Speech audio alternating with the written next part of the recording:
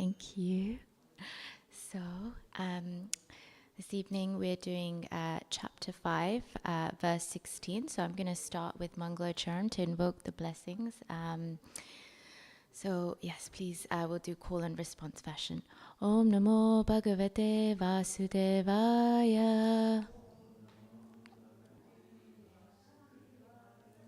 Om Namo Bhagavate Vasudevaya. Om Namo Bhagavate Vasudevaya. Om Jnanatimirandasya Jnananshana Shalakaya Chakshurunmilitam Yena Tasmai Shri Guruve Namaha Shri Chaitanya Manobishtam Stapitam Yena Bhutale Swayam Rupa Kadamayam Dadati Swapadantikam Vandeham Shri Guru Shri Yuta Padakamalam Shri Gurun Vaishnavamscha Shri Rupam Sagrajatam Sahagana Raguna Tamvitam Tam Sijivam Sadvaitam Sarvadutam Parijana Sahitam Krishna Chaitanya Devam Shri Radha Krishna Padan Sahagana Lalita Shri Vishakamatamscha He Krishna Karuna Sindhu Dinobandhu Jagatpate Gopesha Gopika Kanta Radha Kanta Namosute Tapta Kanchana Gaurangi Radhe Vrindavaneshwari Vishvanusute Devi Pranamami Hare Priye Vansha Kalpatarubhyasya cha Kripa Sindhubhyeva cha Patitanam Pavanebhyo Vaishnavebhyo Namo Namaha Jai Shri Krishna Chaitanya Prabhu Nityananda Shri Advaita Gadadhara Srivasadi Gaura Bhakta Vrinda Hare Krishna Krishna Krishna Hare Hare Hare Rama Rama Rama Hare Hare Namo Vishnupadaya Krishna Pishaya Bhutale Srimati Bhaktivedanta Swaminiti Namine Namaste Saraswati Devi Gauravani Pracharine Nirvishesha Shunyavadi Paskitya Deshatarine. So I'm really grateful to be here, and I hope that I can share something that I have learned on this topic. So, like I said, we're on chapter 5, which is called Karma Yoga, Action in Krishna Consciousness, and text 16. So we'll just do call response for the verse. Gnanena tu tad ajnanam. 15, text 16. Sorry, not 15, sorry, 5:16. Yes, so if in Google, if you just type in Vedabase BG 5.16, it should come up and then you can follow along. So that's again, chapter 5, text 16.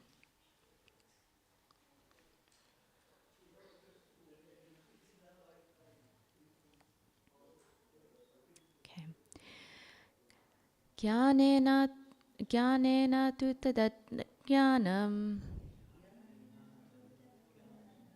Yesham nashitam atmanaha Desham aditya vyajnanam Prakashyati tatparam. Okay, translation by His Divine Grace Srila A.C. Bhaktivedanta Srila Prabhupada. When, however, one is enlightened with the knowledge by which nescience is destroyed, then his knowledge reveals everything, as the sun lights up everything in the daytime.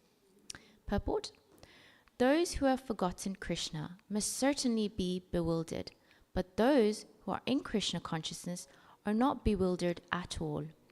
It is stated in the Bhagavad Gita, Sarvam Jnanam Plavina Jnanigna Sarvakarmani, and Nahi Jnanena Sadrasham. Knowledge is always highly esteemed. And what is that knowledge? Perfect knowledge is achieved when one surrenders unto Krishna, as it is said in the 7th chapter, 19th verse. Bahunam janman ante jnanavam mam prapadyante. After passing through many, many births, when one perfect in knowledge surrenders onto Krishna, or when one attains Krishna consciousness, then everything is revealed to him, as everything is revealed by the sun in the daytime. The living entity is bewildered in so many ways. For instance, when he unceremoniously thinks himself God, he actually falls into the last snare of nescience. If a living entity is God, then how can he become bewildered by nescience? Does God become bewildered by nescience? If so, then nescience, or Satan, is greater than God. Real knowledge can be obtained from a person who is perfect in Krishna consciousness. Therefore, one has to seek out such a bona fide spiritual master and, under him, learn what Krishna consciousness is, and for Krishna consciousness will certainly drive away all nescience as the sun drives away darkness. Even though a person may be in full knowledge that he is not this body, but is transcendental to this body, he still may not be able to discriminate between the soul and the supersoul. However, he can know everything well if he cares to take shelter of the perfect, bona fide, Krishna-conscious spiritual master. One can know God and one's relationship with God only when one actually meets a representative of God. A representative of God never claims that he is God, although he is paid all the respect ordinarily paid to God because he has knowledge of God. One has to learn the distinction between God and the living entity. Lord Sri Krishna therefore stated in the second chapter, 2:12, that every living being is individual and the Lord also is individual. There were all individuals in the past, there are individuals at present, and there will continue to be individuals in the future, even after liberation. At night we see everything as one in the darkness, but in day when the sun is up, we see everything in its real identity. Identity with individuality in spiritual life is real knowledge. So, as I was preparing for this class, I wanted to touch on three things. So the first one is the different types of knowledge and the type of knowledge that Krishna here is actually referring to, and what is revealed when we get that knowledge. And then the third topic I want to talk about is how to actually get this knowledge and more about the spiritual master. As you can see in the purple, there's quite a big lengthy bit around that. So we'll start off with types of knowledge. So just for context, in this chapter, Arjuna actually asked Krishna that between renouncing work and actually doing work in devotion, which is better? And Krishna says actually doing work in Krishna consciousness is better. And so this chapter, he's kind of elaborating on this. And here he's talking about that kind of knowledge which is acquired through working in devotion. So to begin with, we know that there's two types of knowledge. There's spiritual and material knowledge. And so we know that Krishna here is talking about that spiritual knowledge. So does anyone want to share what they know of, like what they think spiritual knowledge is?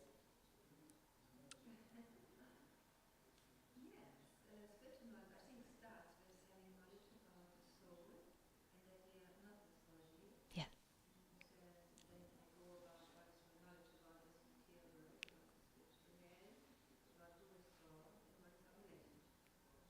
Yeah, perfect. Exactly. Yeah. So that's it. So the material knowledge we have, we would call someone knowledgeable because they know so much about what's going on in politics and kind of the things that are happening here. But this knowledge that Krishna is talking about is transcendental knowledge. And actually, the transcendental knowledge is basically the Bhagavad Gita, and we've got the 5 topics. Ishvara, which is who is God. Jiva, which is us, the souls. Prakriti, which is material nature. Kala, which is time, and karma, which is our actions. So that's the kind of spiritual knowledge which Krishna is actually talking about. And he further elaborates on this knowledge in the 13th chapter. And I'll read some really nice verses for that, because very nicely Krishna summarizes what this knowledge is. So, chapter 13 is actually called Nature, the Enjoyer, and Consciousness. So, just flicking over. Yeah. So Arjuna says, "Oh my dear Krishna, I wish to know about Prakriti, nature, Purusha the enjoyer, and the field of the knower of the field, and of knowledge and the object of knowledge." So he actually wants to know what this knowledge is. And Krishna says, "This body, O son of Kunti, is called the field, and the one who knows this body is called the knower of the field." Then he says, "O scion of Bharata, you should understand that I am also the knower in all bodies, and to understand this body and its knower is called knowledge. That is my opinion." So he very clearly makes this distinction that it's not just about knowing who we are, but it's also about knowing the knower of all bodies, the super soul within all, and that's the kind of complete knowledge. And Srila Prabhupada actually makes reference to that in the purport, where he's saying there's many people like Gyanis who through mental speculation, or those who are doing austerities, can understand that, I'm not this body, or, who they are. But then full knowledge is when you actually know the super soul, the knower, Krishna, who knows all the bodies, who's in everyone's heart. And he says, that is, in my opinion, knowledge. Then very nicely, verse 8, in that same chapter, he talks about knowledge as well. So he says, text 8 to 12 of chapter 13, he says, "Humility, pridelessness, non-violence, tolerance, simplicity, approaching a bona fide spiritual master, cleanliness, steadiness, self-control, renunciation of the objects of sense gratification, absence of false ego, the perception of the evil of birth, death, old age, and disease, detachment, freedom from entanglement with children, wife, home, and the rest, even-mindedness amidst pleasure and unpleasant events, constant and unalloyed devotion to me, aspiring to live in a solitary place, detachment from the general mass of people, accepting the importance of self-realization and philosophical search for the absolute truth. All these I declare to be knowledge, and besides this, whatever they may be, is ignorance." It's quite powerful. So Krishna is saying everything outside of this is actually ignorance. And Krishna is talking about knowledge as a lot of these qualities that we're trying to grow through devotion, and it's stuff that can't really be perceived outside. This is transcendental knowledge. So that's a little bit of the type of knowledge that Krishna is actually talking about. So then we're saying, okay, what is actually revealed when we know this knowledge? And we know, and basically what this verse is saying, that, I've lost my page, sorry. Yeah.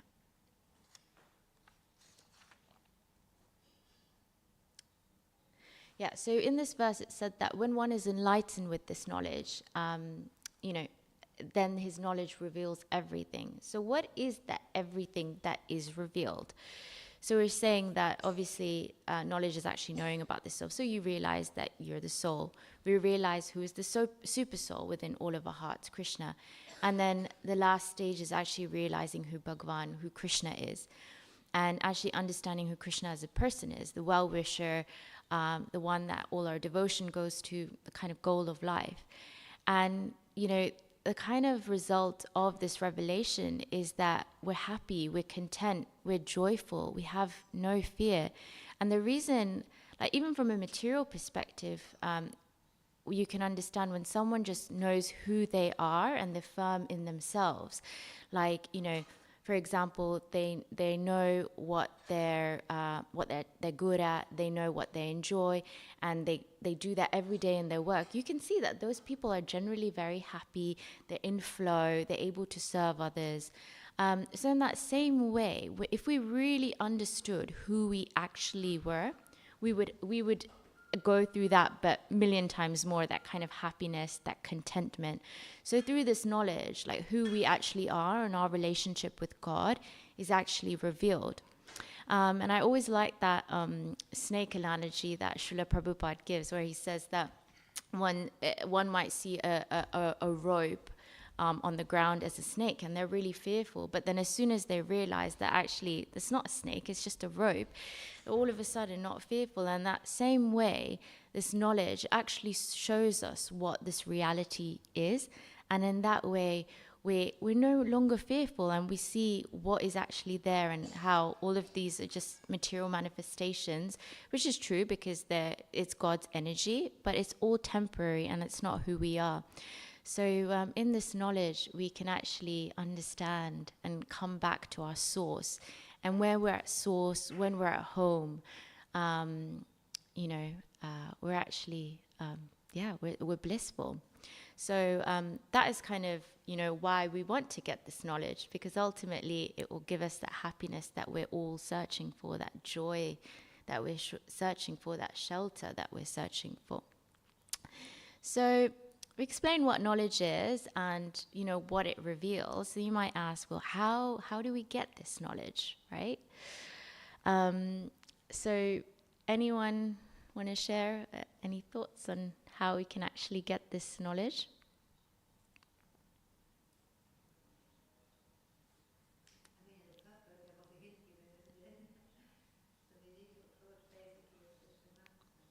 Yeah, exactly. So actually, it's really interesting that I'm going to come to the spiritual master, but I just wanted to touch on this verse. Very interesting. It says that one is enlightened with the knowledge by which nescience is destroyed.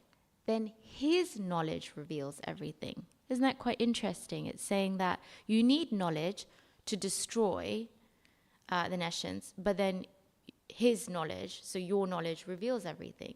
Doesn't that imply that we have knowledge already?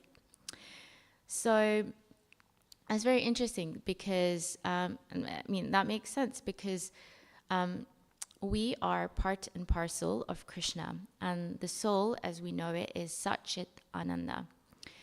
So as part and parcel of Krishna, there's oneness in quality with him, but we're small in quantity. So we have everything that Krishna has, everything he has, but we just have it in small, minute quality. So the nature of the soul is Sat Chit Ananda. So Sat means eternal. So the soul is eternal. It never dies. It's forever. Chit means it's full of knowledge. So that's the key word here. So the soul actually is already full in knowledge. It already knows all this stuff. And then Ananda means bliss. So what it's saying here is that as a soul, we already have all this knowledge, but this nescience, which this verse is talking about, means that the soul is covered by this nescience. And it's through the knowledge that we obtain from the Bhagavad Gita, from the spiritual master, that this nescience is actually dissipates, and the soul actually, through its own knowledge that it already has, can understand everything. So it's kind of like the analogy of the sun. Like today, on this typical British day, it's very cloudy. We did not see the sun at all. But that doesn't mean the sun's not there. The sun is fully there, but it's covered by the clouds. In the same way, we have all the knowledge, but it's fully covered by the illusion, by the nescience. So almost like this, the knowledge that we're trying to get will pierce that cloud, move all the ignorance, and then we can kind of connect with that knowledge that we really are and who we are and all of that. So that's kind of one point which I just wanted to talk about. And then the other one was, how to actually recover this knowledge. So it's not kind of like how we get it, because we kind of already have it, but we need to recover it. And that, as you said, is the spiritual master. So very clearly in Bhagavad Gita, Krishna says, the verse 434, before I mess it up, I'll just refer back to it.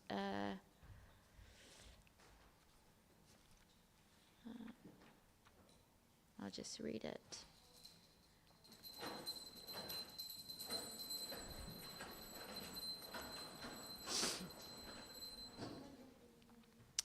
So it's tadvili pranipatena pariprashnena shevaya upadekshanti te jnanam jnaninas tattvadarshana. So Krishna says, just try to learn the truth by approaching a spiritual master, inquire from him submissively, and render service unto him. The self-realized soul can impart knowledge onto you because they've seen the truth. So that's Krishna actually telling us that to get this knowledge, you need the spiritual master. And from that verse, he very clearly says we need to learn, we need to inquire, and we need to serve, and all of that with humility. And then, because the spiritual master has already seen and experienced the truth, he can actually he can impart that knowledge onto us so that we can recover ours. And the spiritual master is not it's not just a suggestion by Krishna.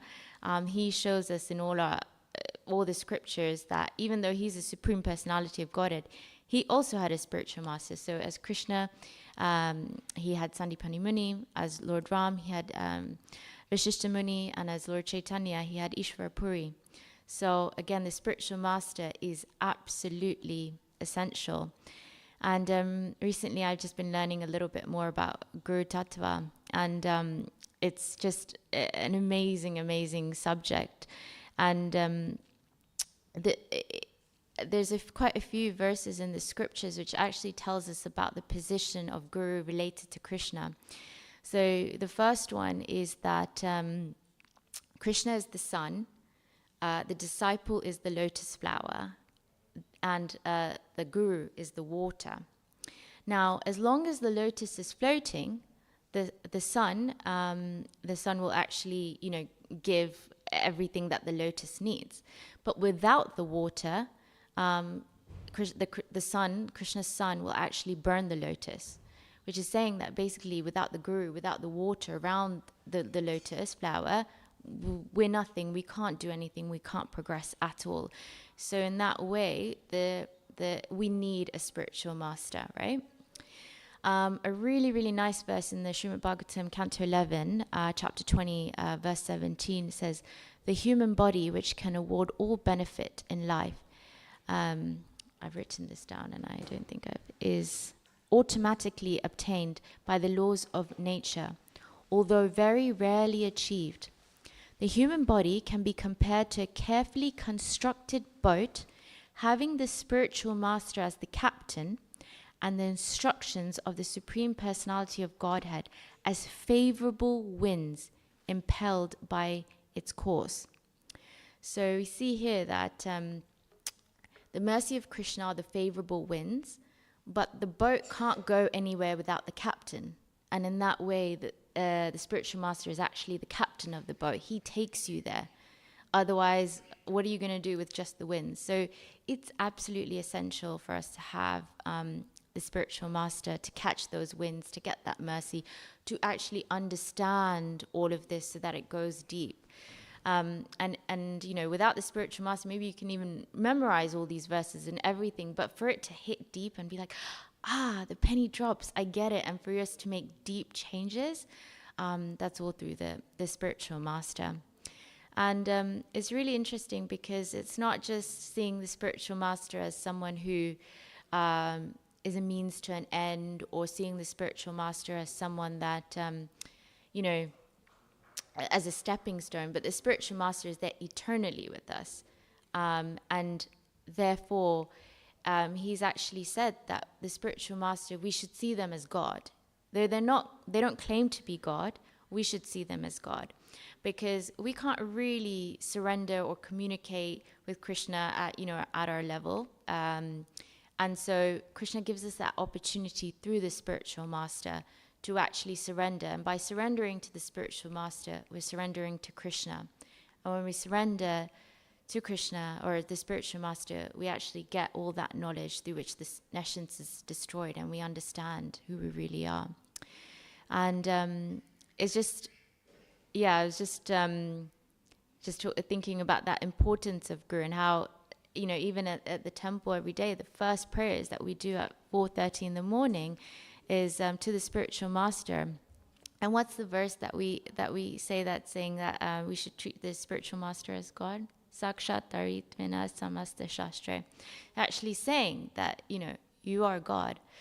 So, in this verse, Srila Prabhupada has really emphasized that point around having, the spiritual master and are building that relationship with him, taking shelter, and actually seeing everything that's coming through him are actually the words of God to me. And in that way, we can actually make progress and understand what we need to, and hopefully get that knowledge that's already within all of us. So I'll conclude there and just see if there's any comments or questions.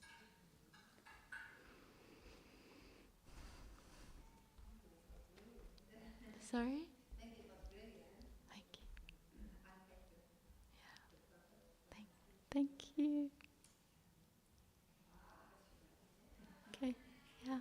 Thank you so much for listening and for coming. I really appreciate it. Hare Krishna. Shri Prabhupada ki jai.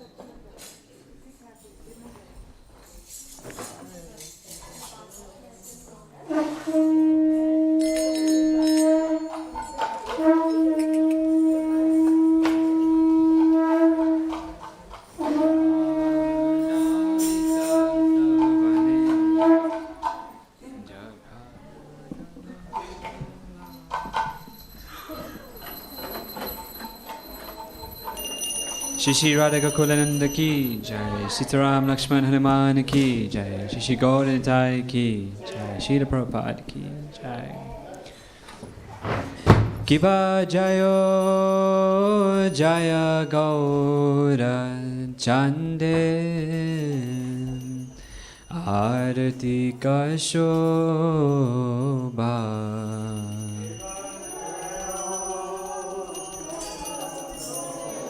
Gaura Chandhe Arati Kashobha Jana Vitata Vane Jaghamanalobha Jana Vitata Vane Jaghamanalobha Jana Vitata Vane Jaghamanalobha Vitata Vane Jaghamanalobha Dakin Nitai Chan Bhame Gadhadara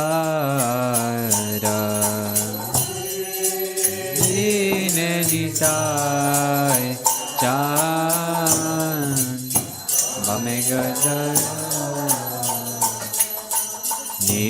Nikate Advaita Shini Vasa Chatradara Nikate Advaita Shini Vasa Chatradara Bosi Ache Gaura Chan Ratna Simhasane Bosi Ache Gaura Chan Nasimhasane Arati Korena Brahma Adhideva Gane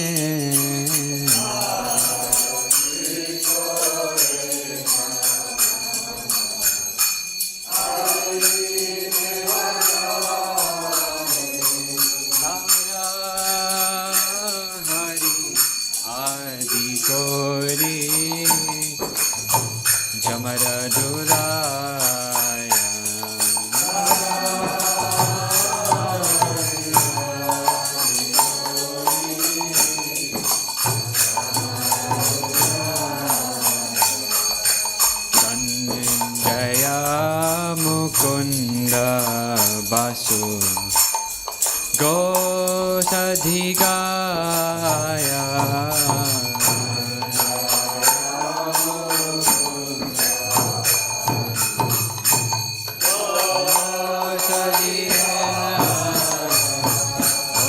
Shankha baje Ganta baje Madhur madhur baje Shankha baje, Ganta baje,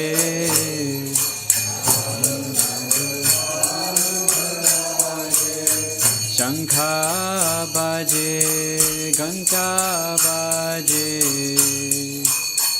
baje baje madhur baje.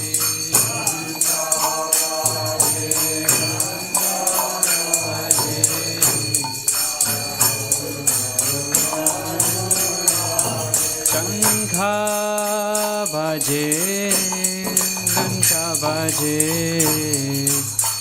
madhur madhur madhur baje.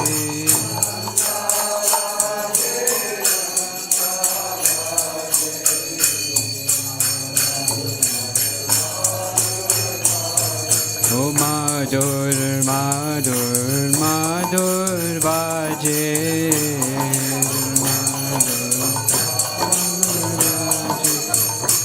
madhur madhur madhur baje.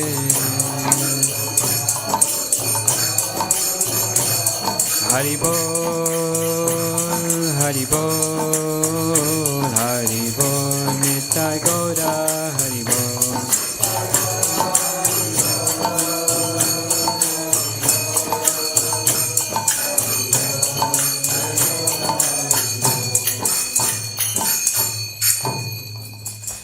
Baho koti chandhajini vadana ujwala.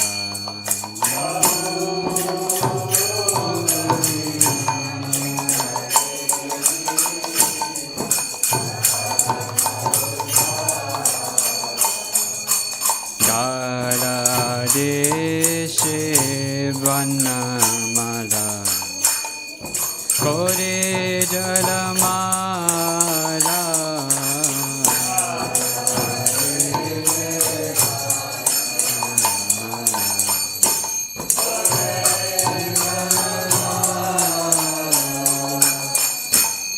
Shiva Sukha Naradha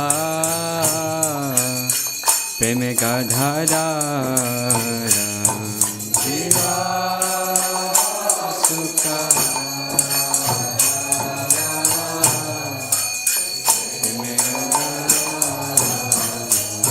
Shiva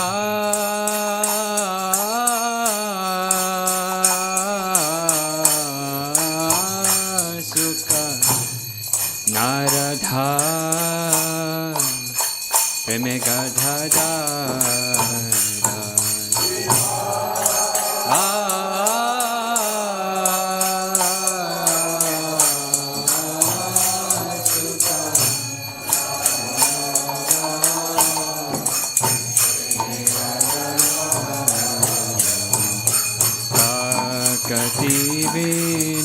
Vinodhadeke Gaurara Sampada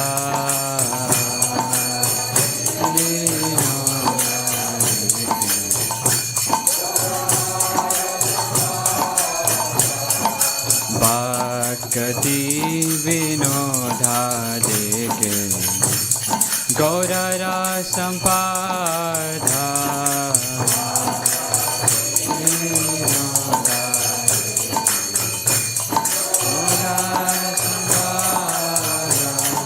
Gaurange Aratika Shobha Jaga Jagamana Lobha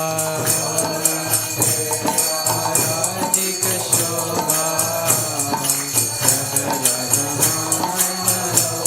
Gaurange Aratika Shobha Jaga Jagamana Lobha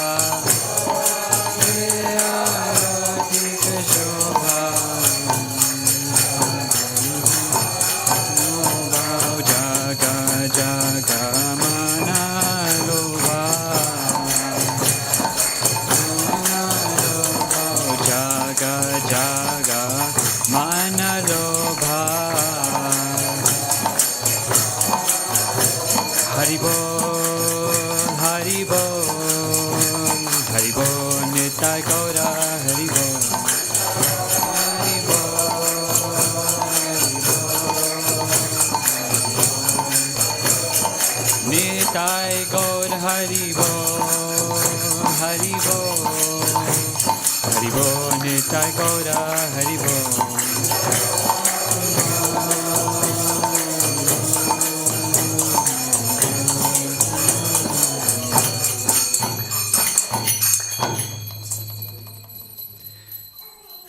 Namo Vishnu Padhaya Krishna Prishtaya Bhutale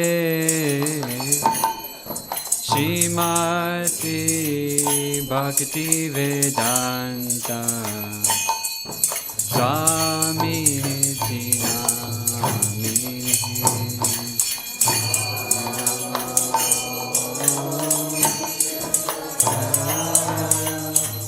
Namini Krishna Prishtaya Bodhale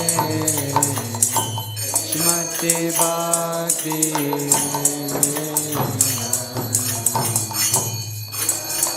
Swami Nitya